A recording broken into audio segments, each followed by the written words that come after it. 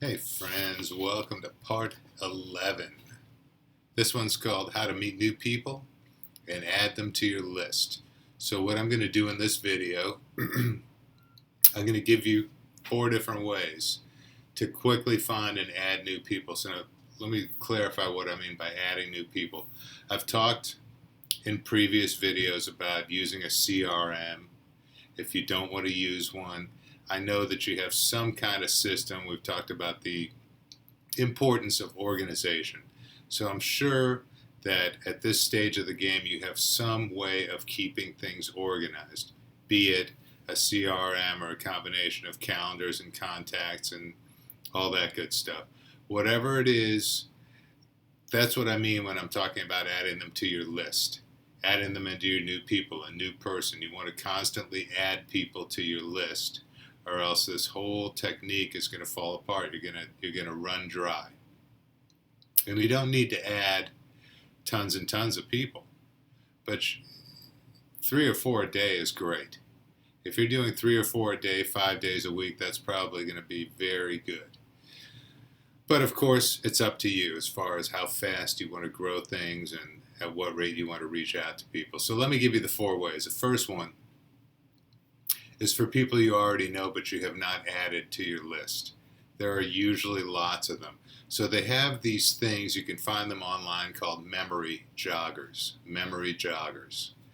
And I never really knew what it was. I found a couple of really good memory joggers, and you're welcome to reach out to me. I'm happy to share either one of these with you. But basically, it reminds you of all these different people you know that you come into contact with on a regular basis. Your dentist, the guy at the dry cleaner, the lady who shines your shoes. I don't know, but that's one thing. And I'm not being the memory jogger. I'm just giving you examples of things you might see in a memory jogger. Then it's going to say, let's say that you've got kids who are at that age group where they're playing sports. So you've got all the families that also have kids and the parents, and you sit next to them at all the games. These are people you know.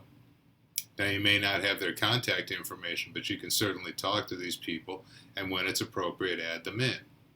There's a lot of opportunity out there, a lot of opportunity, but you need to think of the people, and a memory jogger is really going to help you. And don't let it stay up here. Put it down. Get it down on paper or on your computer, whatever you do. So use a memory jogger. That's an excellent thing to do to help you go with people you already know.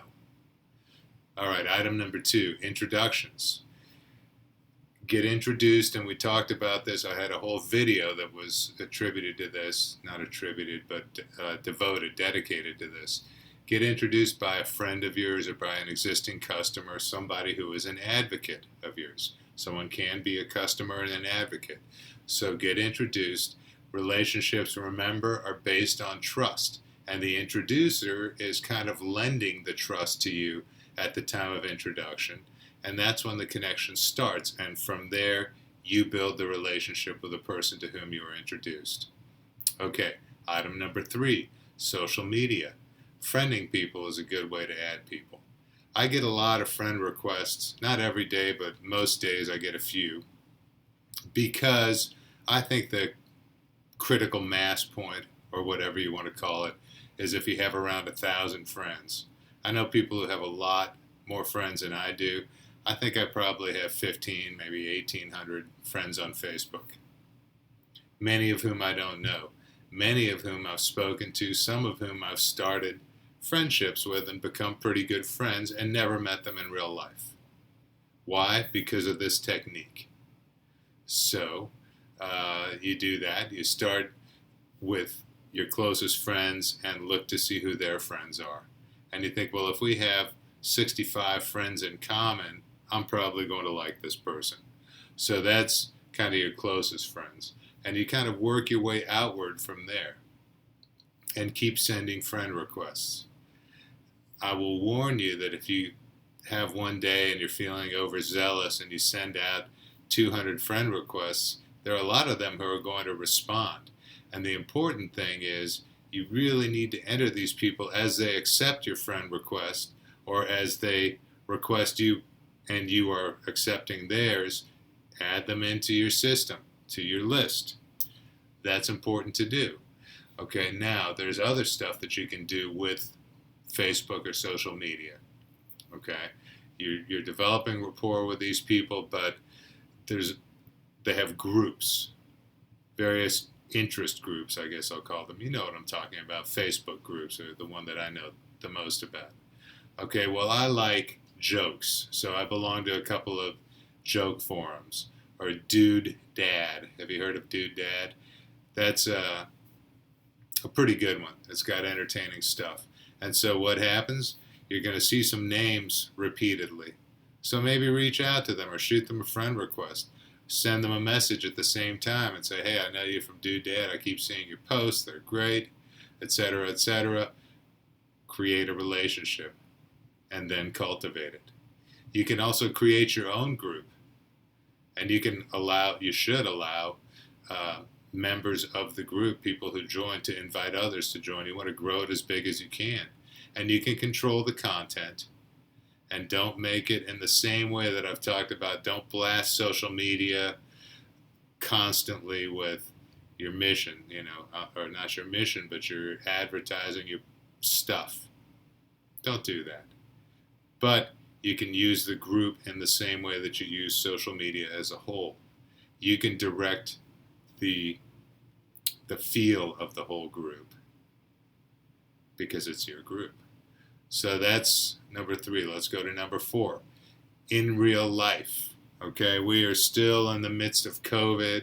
Got a lot of people who've been vaccinated, a lot of people who have not. At this point, I don't see a huge behavior change between people who are and are not vaccinated. I'm not going to get into the politics of that. I'm just saying, at the time that I'm making this video, there still is some hesitance for people to get out and get into groups, but there's still a lot of it going on. But what kinds of places am I talking about? Church or synagogue or mosque, whatever your thing is. Clubs, if you belong to some clubs. School, if you have school-age kids or you're in school yourself. Boy Scouts, Girl Scouts, sports, that's all kind of the same type of thing. Shopping and doing errands. All right, don't hang out in a certain section of the store and wait for people. That's creepy.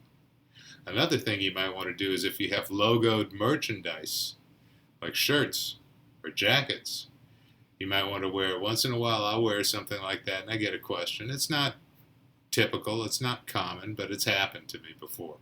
So especially if you've got a loud one, an obnoxious one, people will stop you and say, hey, what is XYZ? Okay. Then another opportunity for in real life is networking groups. They have BNI. They have one I know of called I Know a Guy.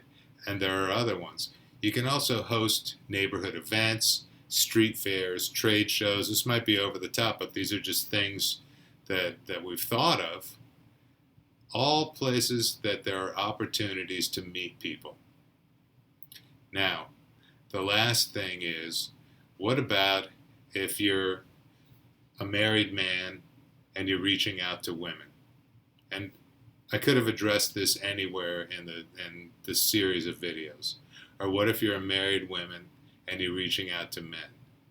And you're afraid that they're going to misconstrue the purpose of reaching out.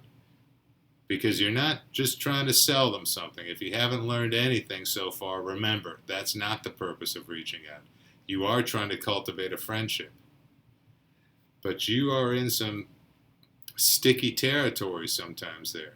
So you need to behave appropriately. One of the things that I do, I got my favorite lady in the world right there with me in my profile picture. And so, there's not a better looking woman than her, so they're not going to think that I'm doing anything untoward. See, you need to use discretion. Bring up your spouse in conversations once in a while. Don't make them the focus of your conversations. You get a feel for that kind of thing. And you want to make sure that you're not putting out the wrong message. So believe it or not, we are at the end not only of this video, but of the whole series. And if you watched it, I would love for you to reach out to me and tell me how you liked it. So what I'm going to do, I'm going to write on this piece of paper, because everybody has a hard time spelling my name and I didn't plan ahead. I'm going to write out my email address and hold it up to the screen. And I hope that you will send me an email or reach out to me on Facebook and let me know how you like this.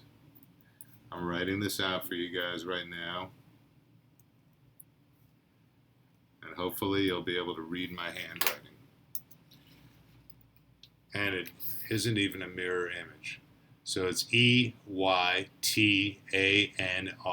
at IQTech.com. Shoot me an email. Tell me it was worthless. Tell me it was awesome and changed your life. But tell me honestly how you felt. I really hope that this is helpful to as many of you as possible. Thanks. Have a great day and best of luck in your endeavors.